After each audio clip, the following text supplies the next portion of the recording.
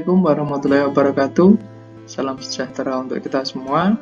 Kembali lagi dengan Pak Ari di pelajaran SKI, Sejarah Kebudayaan Islam.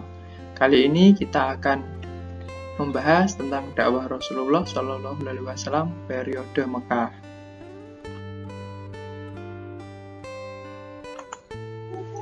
Anak-anakku, masyarakat zaman Rasulullah SAW disebut jahiliyah karena berada dalam kebodohan di bidang agama, moral, dan hukum. Di bidang agama, keyakinan mereka sudah menyimpang jauh dari ajaran tauhid yang diajarkan Nabi Ibrahim. Kemudian, di bidang moral, kebiasaan mereka seperti berjudi, minum minuman keras, sudah dianggap biasa. Di bidang hukum, seperti yang kita tahu, masyarakat Arab sangat suka berperang, di mana kabilah yang kalah akan menjadi budak dan harus melayani kabilah yang memenangkan pertempuran. Nabi Muhammad SAW adalah nabi yang terakhir yang diutus Allah Subhanahu wa taala. Menjelang kerasulan, yakni pada saat usia 40 tahun, beliau sering berdiam diri dan mengasingkan diri di luar Mekah. Nabi Muhammad diangkat sebagai Nabi dan Rasul pada tanggal 17 Ramadan 13 tahun sebelum Hijriah. Beliau diangkat ketika sedang bertahanus di Gua Hira. Wahyu yang pertama yang diturunkan kepada beliau adalah Al-Quran Surat Al-Alaq 1-5. Surah yang diturunkan di Mekah dinamai dengan Surat Makkiyah yang meliputi 89 surat.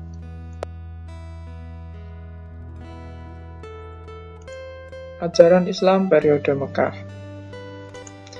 Yang pertama, keesaan Allah Ta'ala. Seperti yang kita tahu, beribadah selain kepada Allah termasuk perbuatan yang syirik, yang hukumnya haram dan dosa paling besar. Ajaran yang kedua yaitu kiamat sebagai hari pembalasan. Bagi yang beramal soleh, di akhirat kelak akan mendapatkan kenikmatan. Sebaliknya, yang beramal buruk di akhirat akan mendapat siksaan. Ajaran yang ketiga yaitu kesucian jiwa. Kesucian jiwa ini diperoleh ketika kita menjaga keimanan dan ketakwaan disertai menghindari perbuatan-perbuatan dosa. Selanjutnya adalah persaudaraan dan persatuan. Dalam hadis Rasulullah yang diriwayatkan oleh Bukhari, tidak dianggap beriman seseorang muslim di antara kamu, sehingga ia mencintai saudaranya seperti mencintai dirinya sendiri.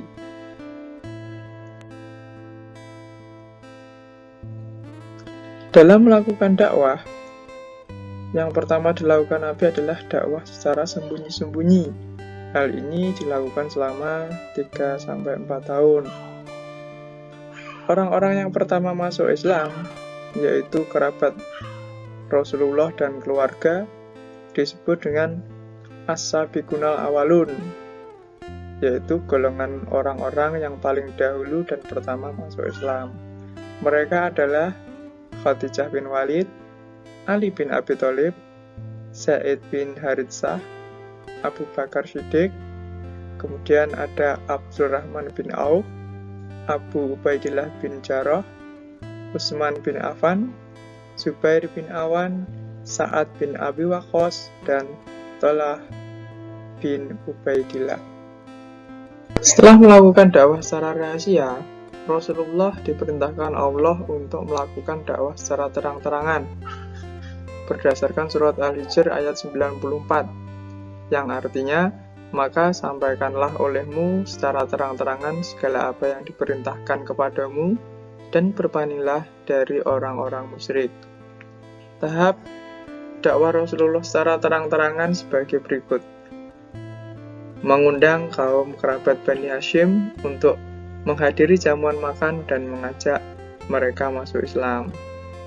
Selanjutnya, Rasulullah mengumpulkan penduduk kota Mekah, terutama yang berada di tempat tinggal sekitar Ka'bah, dan berkumpul di Bukit Sofa. Kemudian Rasulullah juga menyeru umat-umat di luar penduduk kota Mekah. Sebelum Muhammad menjadi Rasul, beliau sangat dicintai kaumnya karena kejujuran dan kehalusan budi pekertinya. Setelah diangkat menjadi Rasul dan menyeru untuk memeluk agama Allah, beliau dibenci dan dimusuhi oleh kaum kafir Quraisy. Mereka menolak menerima kehadiran Islam yang diajarkan Rasulullah, sehingga mereka bermaksud menghalangi dakwah Nabi. Kaum kafir Quraisy tidak henti-hentinya mengganggu dan menyiksa umat Islam, hingga mereka sangat menderita. Karena penderitaan tersebut, Nabi Muhammad meminta para sahabat untuk hijrah ke Habasyah demi menyelamatkan agama mereka di sisi Raja Najasyi. Meskipun Raja Najasyi belum memeluk Islam, Nabi Muhammad tahu bahwa Raja Najasyi adalah raja yang adil dan tidak pernah berbuat aniaya kepada sesama manusia. Selanjutnya, hijrah ke Taif. Sepeninggal Abu Thalib dan Khadijah, puncak dari sikap permusuhan kafir Quraisy semakin keras. Dalam kondisi ini, timbul keinginan Nabi Muhammad untuk berlindung ke Taif, negeri yang terkenal berhawa sejuk dan keramahan penduduknya. Harapannya, masyarakat Taif berkenan mendengarkan dakwah Islam. Akhirnya, pada bulan Syawal tahun ke-10 dari nubuwah, Rasulullah pergi ke Taif yang berjarak kurang lebih 60 mil dari Mekah. Beliau menuju ke sana dengan berjalan kaki. Pada tahun ke-12 kenabian, ada 12 orang jamaah haji dari Yasrib bertemu dengan Rasulullah dan menyimak dakwah Rasulullah. Mereka menyambut baik sehingga menyatakan keislaman dan melakukan baiat kepada beliau. Perjanjian ini kemudian dinamakan dengan Perjanjian Aqobah yang berisi ikrar kesetiaan. Sebagaimana isinya seperti berikut. Kesetiaan kepada Nabi Muhammad SAW, rela mengorbankan harta dan jiwa, kesediaan untuk menyebarkan agama Islam, tidak menyekutukan Allah, tidak membunuh, dan yang terakhir, tidak akan melakukan perbuatan curang dan dusta.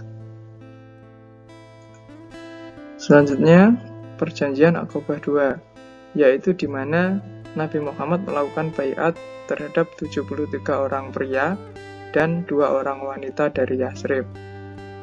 Perjanjian ini dibuat pada tahun 13 kenabian, yang isinya yaitu kesiapan Yasrib untuk melindungi Nabi Muhammad SAW, keikutsertaan penduduk Yasrib untuk berjuang dengan harta dan jiwa. Penduduk Yasrib akan ikut memajukan Islam dan menyiarkan Islam. Kesiapan para penduduk Yasrib menerima segala risiko dan tantangan menjadi umat Muslim. Ya, selesai dan terima kasih. Semoga video ini bermanfaat untuk pembelajaran kita. Wassalamualaikum warahmatullahi wabarakatuh.